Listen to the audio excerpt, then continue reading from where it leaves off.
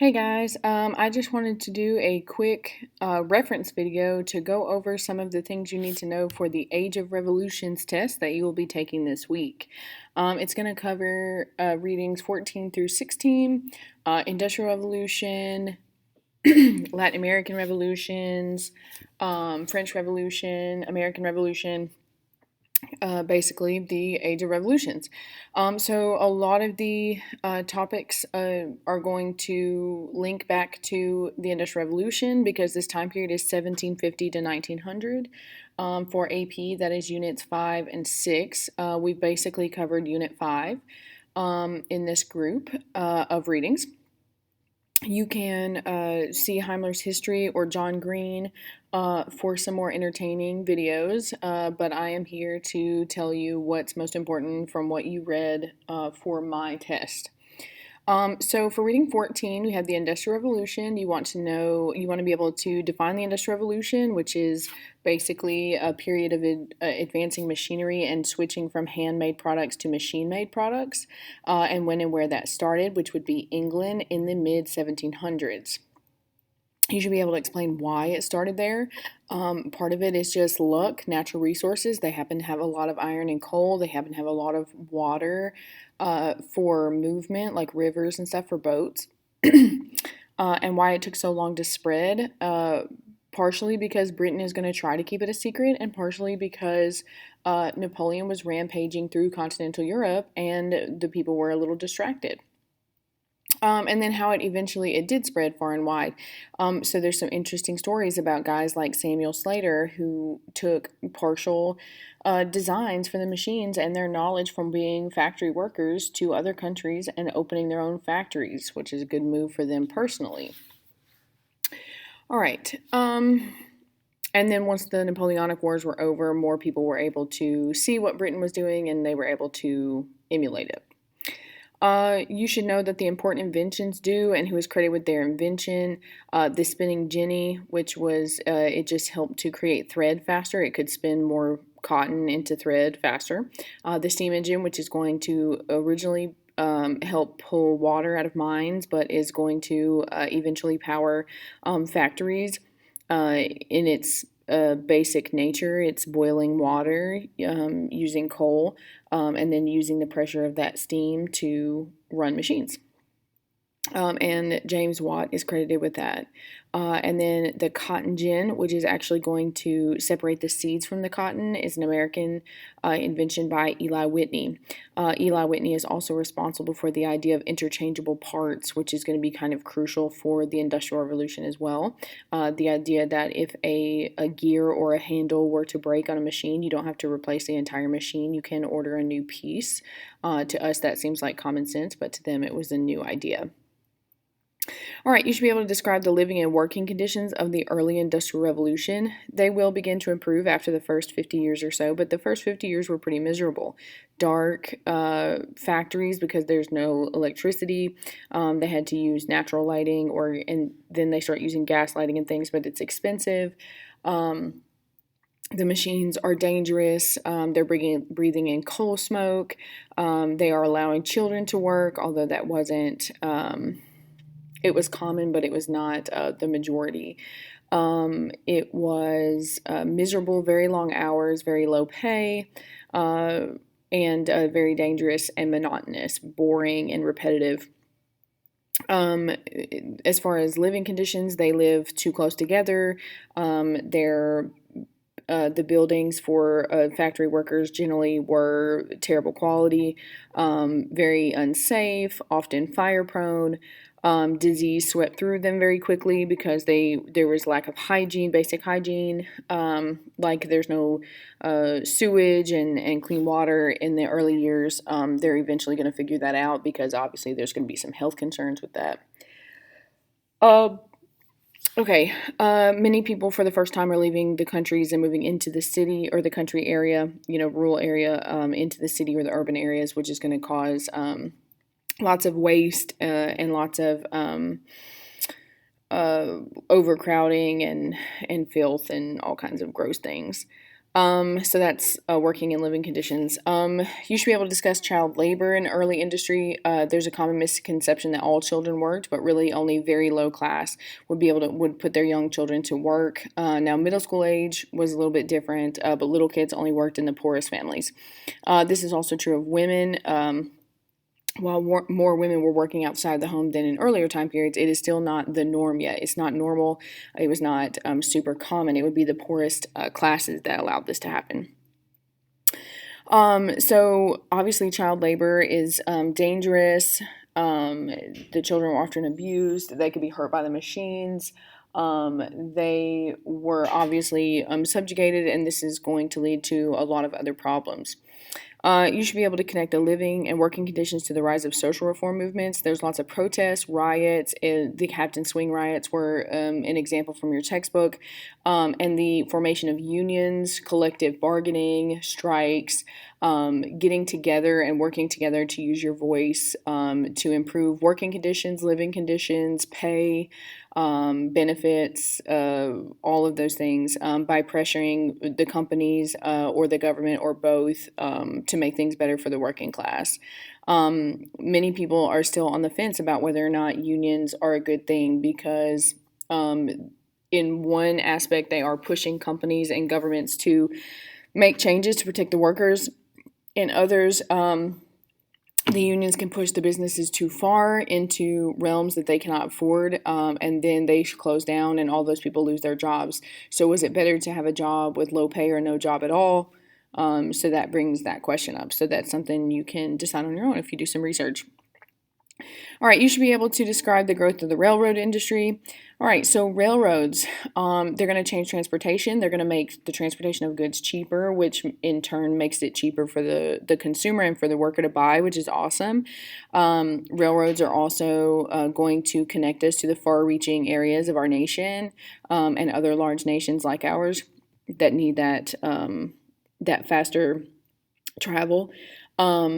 But they're also going to change the environment. We're going to cut down forests to make it happen. We're going to use a lot of wood to build them.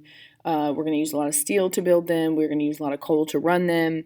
We're also going to start a new economic job, like a whole set of jobs for the economy. People like conductors to drive the trains, people to sell tickets for the trains, people to clean the trains, people to serve food on the trains. Like it is going to create an entire new class, like a whole new industry, and so that's huge. So it has like effects on our social. Like there's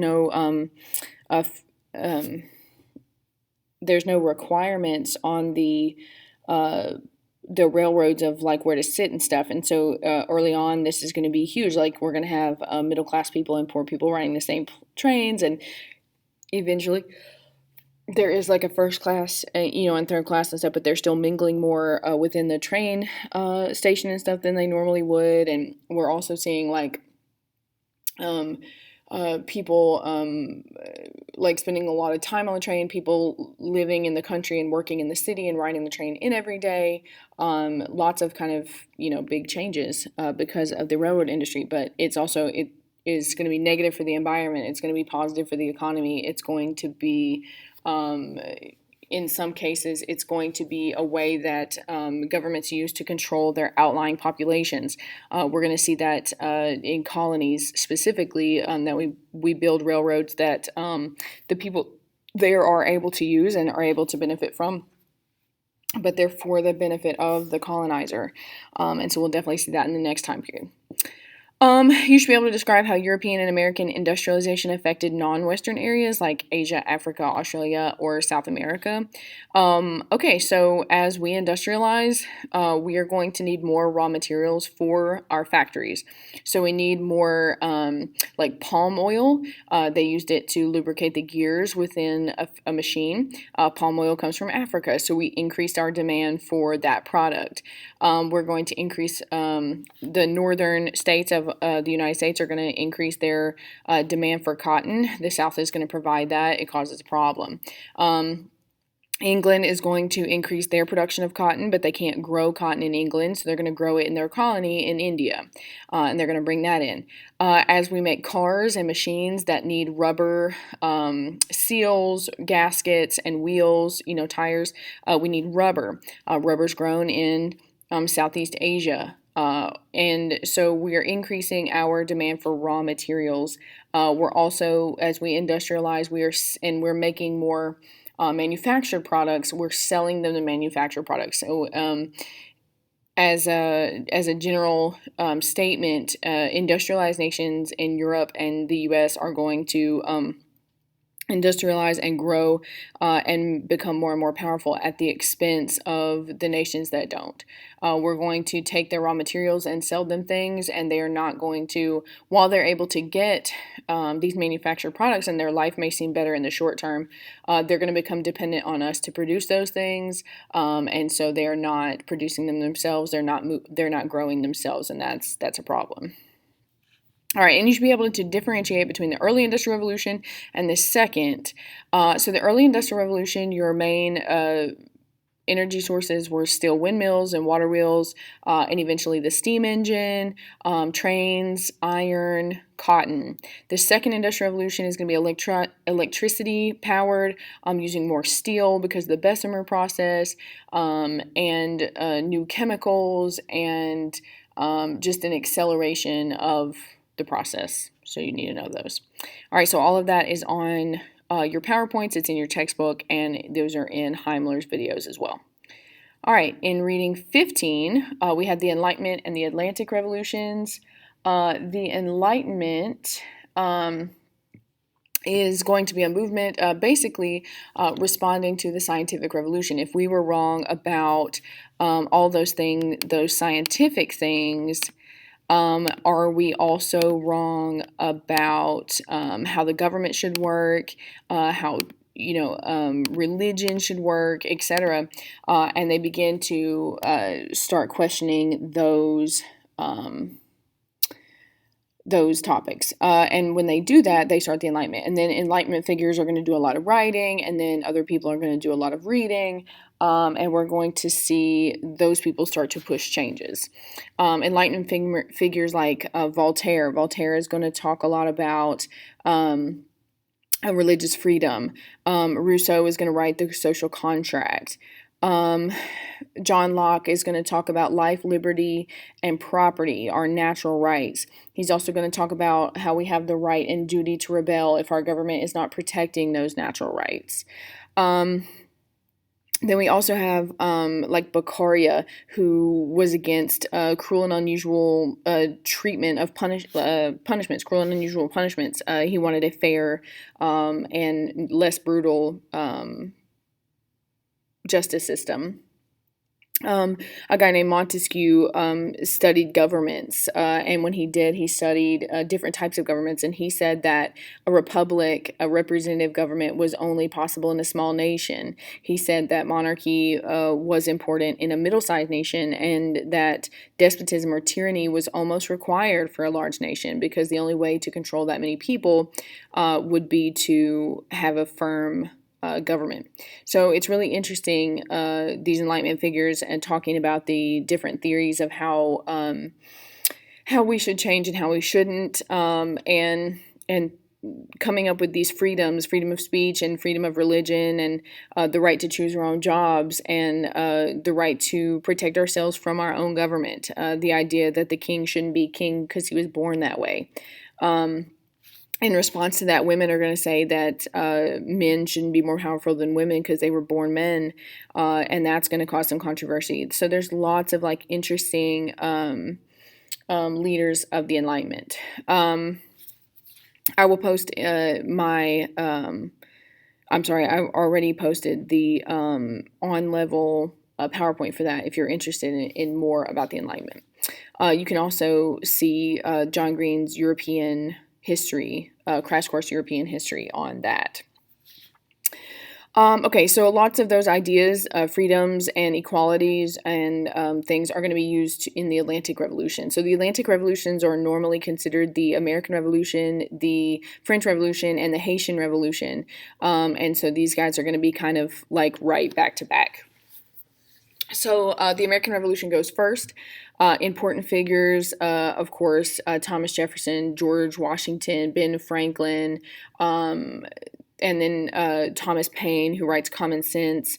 All of these guys and their ideas of equality and the fact that we don't really need Britain. A lot of this started with taxes. They're trying to tax us without letting us represent ourselves in Parliament. Here's the thing. In the 7 Years' War, which here we call the French and Indian War, the British did send supplies and soldiers to protect us, and then they asked us to help pay for that by incurring some taxes. We don't want to do that. Is it fair? Kind of. I mean, it wasn't unreasonable to ask us to help as citizens of the British Empire to help pay for a war that protected us. Our argument was that we did not have representation in Parliament, and as citizens of the British Empire, we should have had representation. That's also not unreasonable. But we're both going to act unreasonable. We are going to refuse to pay the tax, and they are going to refuse to let us have representation. And so we are going to increase tensions. We're going to have protests. We're going to have the Boston Tea Party, the Boston Massacre, the Stamp Act, which is the tax we were already on. We're going to have guys who write pamphlets like Thomas Paine, who wrote Common Sense.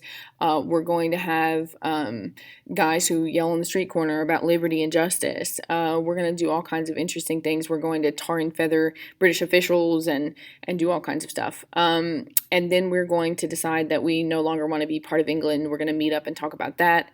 We're going to declare independence on July 4th. Of 1776.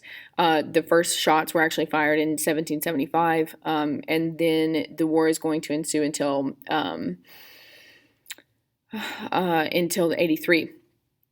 Okay, and we are going to then live under a document called the Articles of Confederation that would have made the 13 original states very separate with only a loose connection.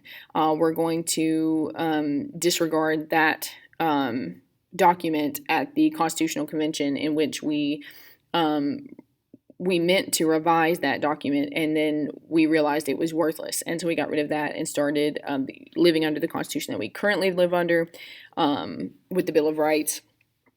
And now all of the amendments that have come thereafter to protect your personal rights. Okay, so that's the American Revolution. The French Revolution is a little bit different. It is obviously not becoming independent. It is just recreating or readjusting the government that they had, which was ruled by an absolute monarch, Louis XVI. And the Ancien Regime, which is just the ancient regime or the original social and political system that split France into three categories, the clergy, the nobility, and everyone else, where 98% of the population shared half of the representation and 60% of the land. It was a terrible system. It was a very long-standing tension. What actually sparks this, though, is going to be food shortages and economic downturn. Louis and his wife just spent too much money. They were in too many wars and then there was a food shortage, and they couldn't afford to buy food from any other nation to fix the food shortage, and so then they get blamed. So key events for the French Revolution: Louis is going to call the Estates General to work on raising taxes. Specifically, wants to tax the nobility. There's going to be an issue about voting. They originally allowed one vote per estate, with 3 votes total for 1,200 representatives. The Third Estate wants to change that to one vote per representative for 1,200 votes. When that goes south, the Third Estate is going to walk out and create the National Assembly. When they do that, they're going to swear to make a constitution. They're going to swear what's called the Tennis Court Oath to make a constitution for France, no matter what Louis says. A little while later, in July 14th of 1789, they're going to storm the Bastille prison and armory, and that's going to be the beginning of the French Revolution.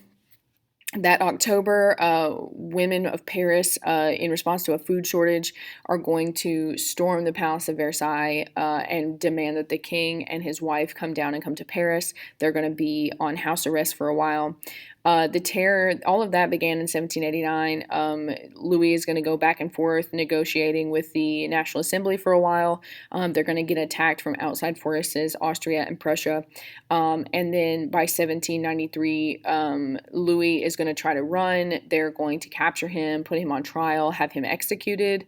That's going to begin the terror. We're going to have a year of most of the nobility either leaving the country or being tried and executed under Maximilien Robespierre, the Jacobin Party, and the Committee of Public Safety.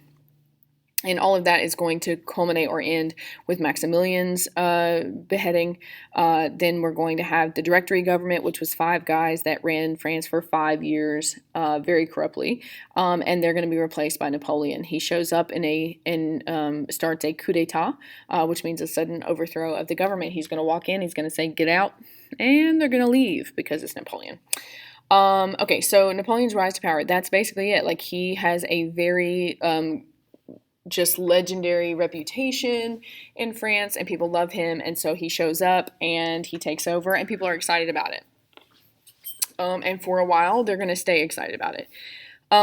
He tries to create a sort of republican government called a consulate that would have allowed for some elections, but he is going to eventually declare himself emperor.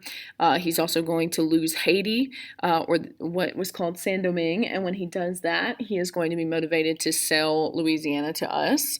And then he's going to write a new law code back home. He's going to make peace with the Catholic Church back at home. And he's going to do lots of good things for France. Then he's going to start expanding. He's going to have most of France under his control or allied to him within a few years. He was very good military strategist.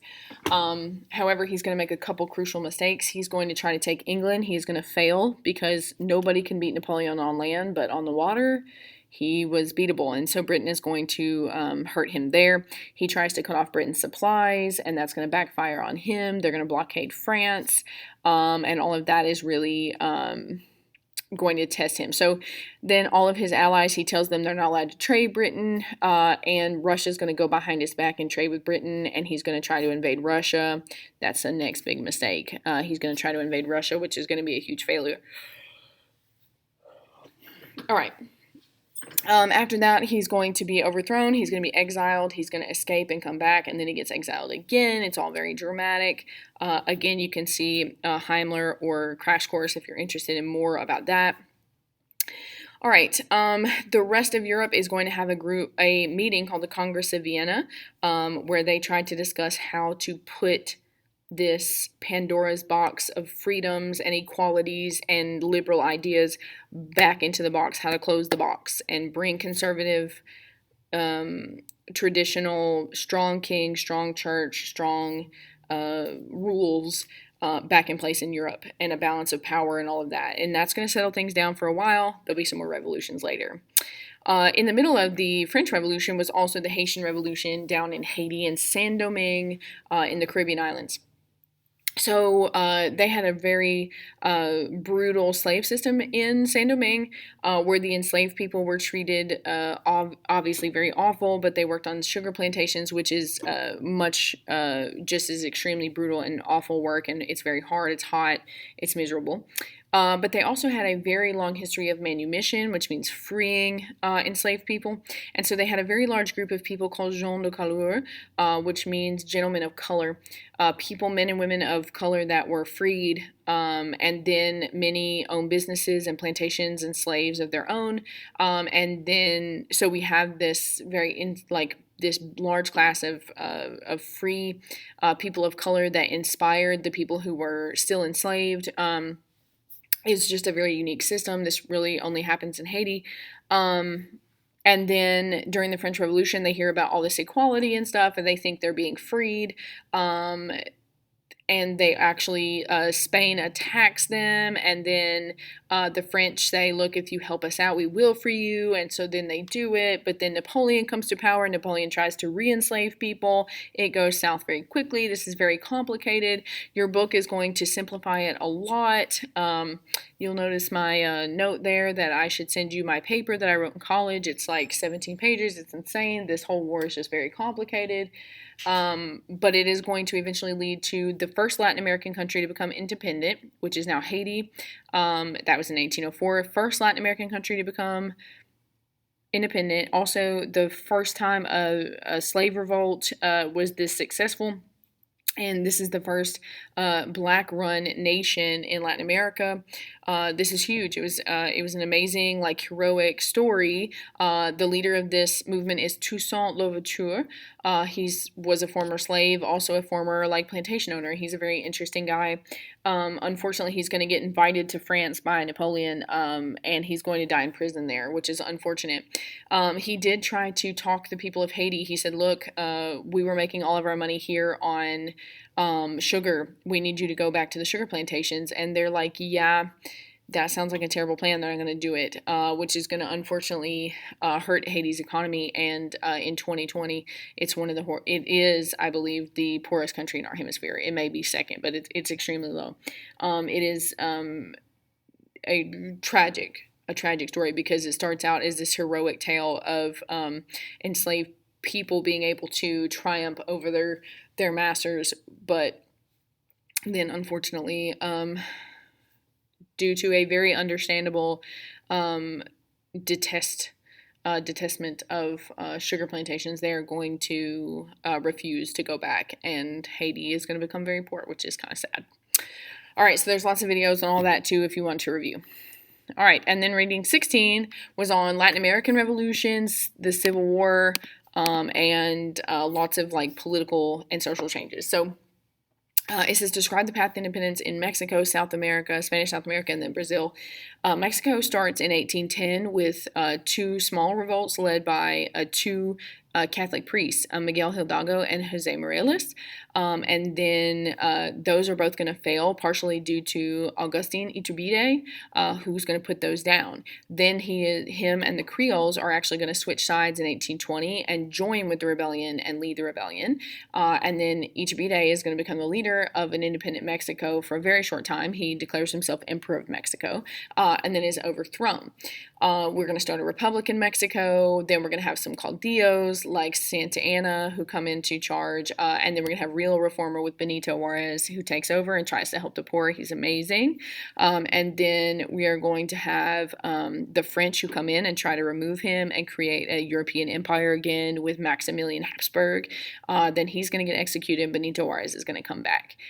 So it's just kind of all over the place. Mexico's revolution was in stages, very interesting and back and forth and very dramatic. The Spanish South America is going to be led by Simon Bolivar and Jose de San Martin. It's going to start out in Venezuela, in Argentina, and Chile, and then it's going to spread. They're going to combine forces, and then Bolivar is going to run the revolution. And they're in the agreement that you must remove Spain completely from the continent in order for them to really be free. All right, and then Brazil is completely different because the king of Brazil actually had come when Napoleon invaded Spain. He actually came to Brazil to run from Napoleon, and he stays here for 14 years, well after Napoleon is gone. And then his country is like, hey, can you come back and be king of Portugal? And he leaves his son, Pedro, in charge, and then the Creoles there are going to convince him that he should be king of Brazil instead of prince of Portugal, and he's going to agree, and so they're going to declare their independence with very little resistance from Portugal. So very different story from the other two. Okay, so we already included all the guys from the second bullet point in my explanation for the first bullet point. Then it says you should be able to connect Europe and Napoleon to these revolutions. I also did that. You should be able to debate the causes and effects of the American Civil War. Causes, states' rights, and slavery, of course. The idea of the North being able to boss the South around, and of course the South being completely dependent on enslaved labor and not wanting to change their circumstances.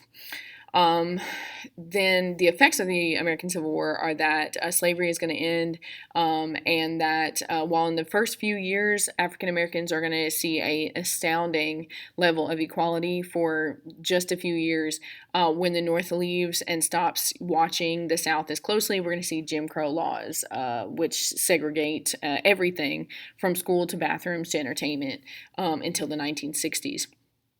And as I told my in-person students already, the virtual students may need to hear this. If we in 1865 we had in 1776 we had a wonderful opportunity to make a real nation of equality, and we didn't. In 1865 we had that chance again to make a real nation of equality and to be fair and to coexist in a way that we aspire to, and we failed again because a few years later, and the Jim Crow laws and segregation are going to make our country divided again. We're going to live that way for nearly 100 years until the 1950s and 60s, when the civil rights era is going to start, and those laws are changed again, and we're able to actually, on paper at least, be equal. In 2020, we're still dealing with the ripples from these events. Why is that happening? It's happening because we didn't deal with our problems head on in 1776 or in 1865. We waited and we waited and we waited and we pushed it to a point. So we have not had the time we need to heal, and that is where we are today. That's why we're still dealing with these problems that should have ended over 100 years ago and didn't.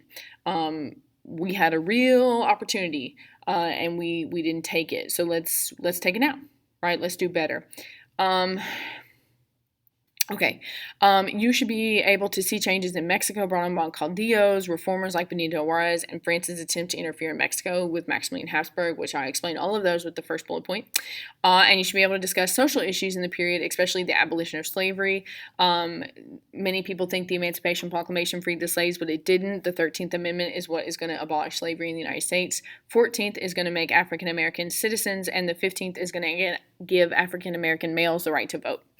And then we're going to start seeing women fighting for equal rights. Now, they're smart enough to know that if they just went straight for the vote, they weren't going to get it. So they are going to start with like equal education and equal opportunity. They'll eventually add in equal rights to vote and be full citizens, real active citizens. And they're not going to get it in this era, but they are starting it. And they're going to start protesting, and they're going to start getting themselves arrested. And they're going to start doing all kinds of interesting things to try to earn the right to vote. And by 1920, they're going to earn it. This year, 2020, was the 100-year anniversary of that being passed. And so all of these things are happening. There are huge changes in the world in 1750 to 1900. Our next set of readings will also be on this era. And if you watch the Heimler's history videos, some of the information will overlap with things that we haven't read yet. That's okay. You have to understand that everything is happening at once. That is our problem with world history, is that we have to teach things that are definitely overlapping. Okay, so you have a test coming up and you need to study. There are lots of videos available, and I will try to get some other review materials ready. I can't make a lot of promises, but there are some review materials available. So I hope this helped, and good luck on your tests.